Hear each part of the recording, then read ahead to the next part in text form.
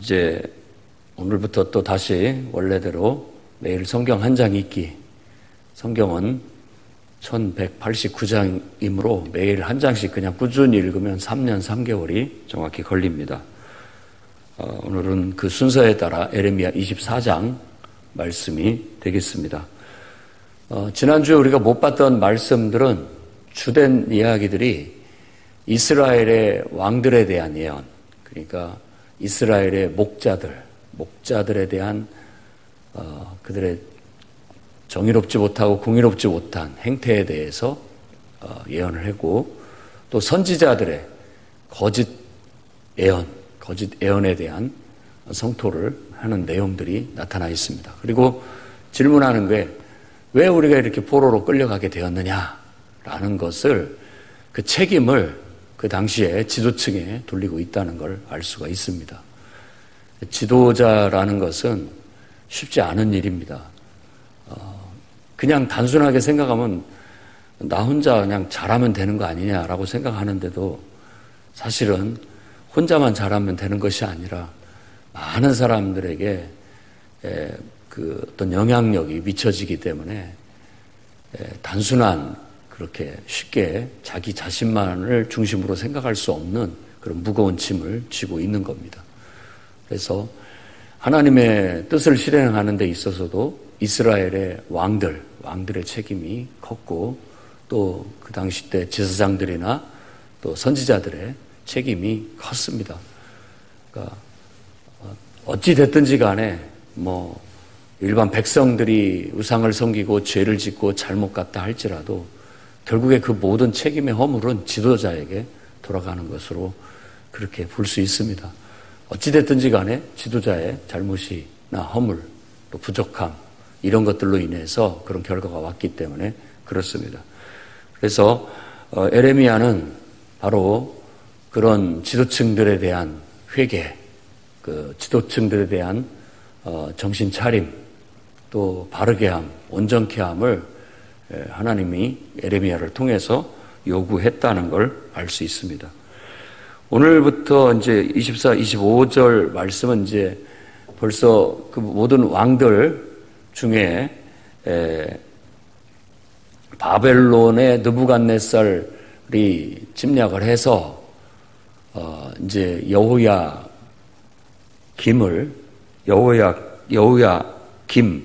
아들 여호야긴, 그러니까 오늘 말씀에는 여고냐라고 얘기하는데, 보통 태명 그리고 왕명, 실제 호적상의 명칭, 이게 좀 달라서 그렇습니다. 여고냐가 바로 여호야긴이고, 여호아하스 같은 경우는 살룸이라고, 에레미야서 이제 읽어보시면 살룸이라고 나오는 그 사람의 애명이 살룸이었다는 거, 여호아하스. 그러니까 요시야의 아들들이 셋 다 왕위에 오르지만 둘은 한 3개월, 그리고 또 둘은 한 11년 이렇게 통치를 합니다마는 결국은 다 비운의, 나라가 망하는 때의 왕이어서 굉장한 혼란한 속에서 어찌할 바를 몰라 하면서 결국은 나라가 망해가는 그런 마지막 왕들이 되게 됩니다. 요시야는 아주 하나님 보시기에 바르고 정직하고 종교적인 개혁을 일으키고 어떻게든지 나라를 영적으로 다시 살려보려고 부단히 몸부림치고 애썼던 왕인데, 므낫세, 그 앞에 자기 할아버지죠. 므낫세가 뿌려놓은 죄악들이 너무 많아가지고 그걸 다 걷어내지를 못하고 결국 요절하고 마는 그런 왕이 됩니다. 그래도 하나님이 사랑하셔서 너가 살아서는 그 꼴은 보지 않을 것이다 라고 그렇게 얘기했는데, 정말 살아서 자식들이 그렇게 되는 거 본다면 아마 더 힘들었을 겁니다. 여호아하스가 왕이 되는데 애굽의 왕이 와가지고 그를 포로로 끌려가고 여호야김을 왕으로 세웁니다. 그리고 그가 11년을 통치를 해요. 그 다음에 바벨론 느부갓네살이 와가지고 다시 나라를 또 압제를 하고 이제 그 여호야김을 내려앉히고 새로운 왕을 또 세우게 되는 겁니다. 그때 그의 아들 여호야긴이 잠깐 3개월 동안 왕이 됐다가 결국 느부갓네살에 의해서 포로로 그를 끌고 갑니다. 이때부터 이제 포로가 시작되게 되는 거예요. 그런 역사적 배경을 가지고 특히 여호야긴이 포로로 끌려갔던 그 무리들이 첫 번째 끌려갈 때 귀족들, 오늘 말씀에서도 얘기한 것처럼 또 훌륭한 기술자들, 훌륭한 학자들, 좀 쓸만한 사람은 다 데려갔다라고 생각을 하면 되겠습니다. 그러니까 나라의 알짜들은 그때 다 포로로 끌려간 거예요. 그래서 오늘 에레미야에게 보인 환상은 2개의 무화과 광주리예요. 근데 한 광주리에는 아주 처음 익은, 그러니까 처음 익은, 잘 익은 무화과, 정말 먹기 좋은, 맛있는, 좋은 무화과가 한 광주리 보이고, 또 한 광주리에는 먹을 수 없는 아주 나쁜, 극히 나쁜 무화과가 담겨져 있다. 그 환상을 봐요.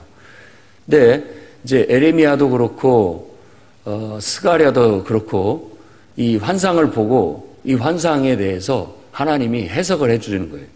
이게 도대체 뭡니까? 라고 했을 때 하나님이 그것이 이런 의미다 라고 갖다 이제 이렇게 해석을 해주는 그런 내용으로 되어 있습니다.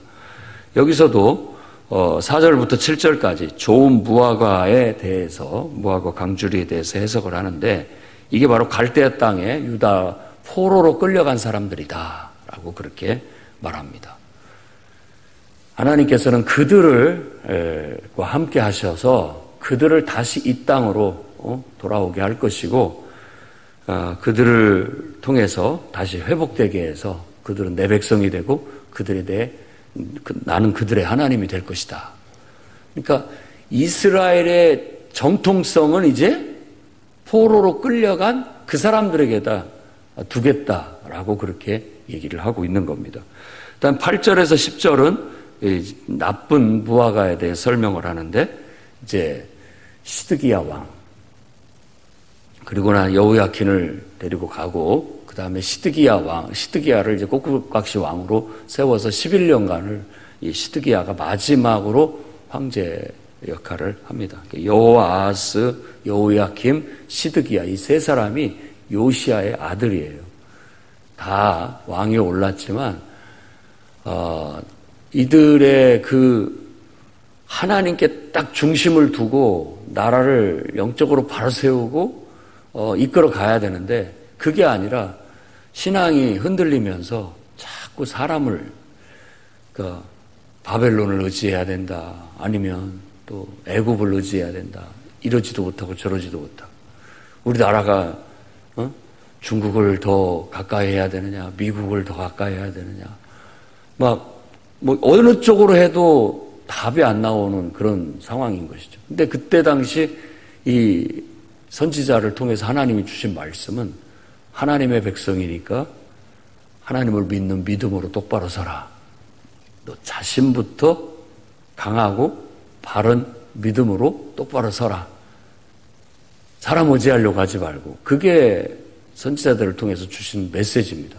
근데 이런 것들은 그냥 당연한 진리예요. 그러니까 우리 스스로가 강해져야 되고 우리 스스로가 능력이 있어져야 되고 스스로가 그렇게 하지 않으면 여기를 의지한들 뭐가 되겠습니까? 저기를 의지한들 뭐가 되겠습니까? 그러니까 늘 내면적으로는 우리 성도들도 마찬가지입니다. 개인적으로는 항상 내가 하나님 앞에 중심을 똑바로 잡고 사람한테도 휘둘리지 않고 환경에도 휘둘리지 않고 하나님을 중심으로 해서 내 마음을 굳게 세우고 내 스스로가 하나님과의 관계 속에서 더 강해지고 지혜로워지고 더 능력 있는 그런 사람이 되는 게 훨씬 그게 바로 우리의 본분이고 그것에 더 중점을 둬야 된다라는 거예요. 서로 도움을 주고받는 사람들과의 관계도 누가 말한 것처럼 각자가 홀로선 상태에서 관계가 편안한 관계가 유지되는 것이지 누구한테 이렇게 종속되거나 너무나 의존적이면은 그게 부작용이 계속 따를 수밖에 없습니다. 왜냐하면 하나가 이렇게 되면 또 하나가 이렇게 되고 또 하나가 이렇게 되고 하기 때문에 그게 안 되는 겁니다. 중심을 하나님께 바로 두고 하나님을 의지하여 영적으로 깨어나서 하나님 보시기에 바르고 진실하고 성실하고 그래서 능력 있고 지혜롭고 탁월한 그런 사람들로서 바로 서는 것이 다른 사람들과의 관계도 건전하게 세워나갈 수 있는 토대가 되는 것이고 서로 도움을 주고받을 수 있는 관계가 되는 거예요. 너무나 한쪽이 강하고 너무나 한쪽이 종속적이면 그건 피곤한 관계가 될 수 있고 그것으로 인한 부작용들은 더 많이 나타날 수가 있다라는 겁니다. 그래서 그때도 그것을 제대로 하지 못한 왕들의 모습들을 우리가 역사 속에서 살펴볼 수가 있습니다.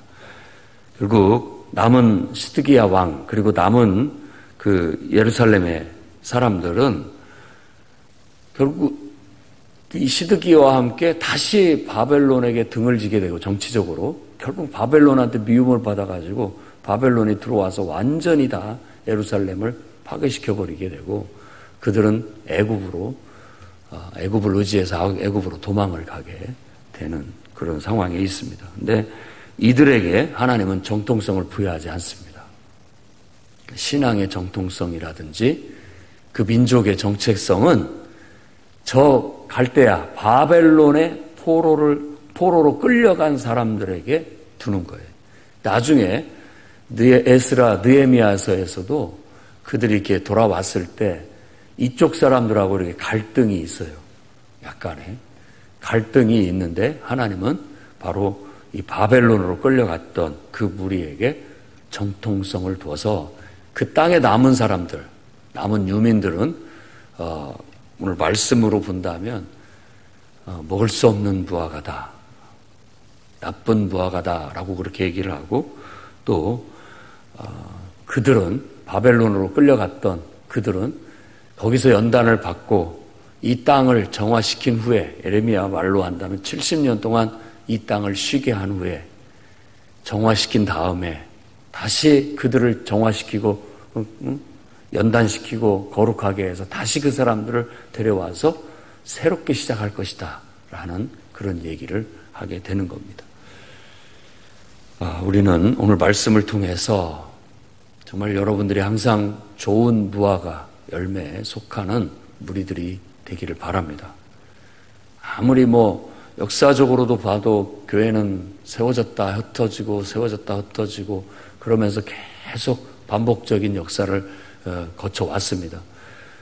이게 어떻게 보면 이스라엘의 역사도 마찬가지죠. 흩어졌다가 다시 모이고 흩어졌다 다시 모이고 이런 과정을 통해서 어떻게 보면 성경에서 보면은 알곡과 쭉정이를 가리듯이 이렇게 가리고 하나님의 정말 순결하고 또 하나님이 기뻐하시는 그런 공동체, 요한계시록으로 말하자면 거룩한 성 새 예루살렘, 정말 하나님의 순결한 백성들, 어린 양의 정예병과 같은 그런 하나님의 백성들을 모으고 계시다는 거.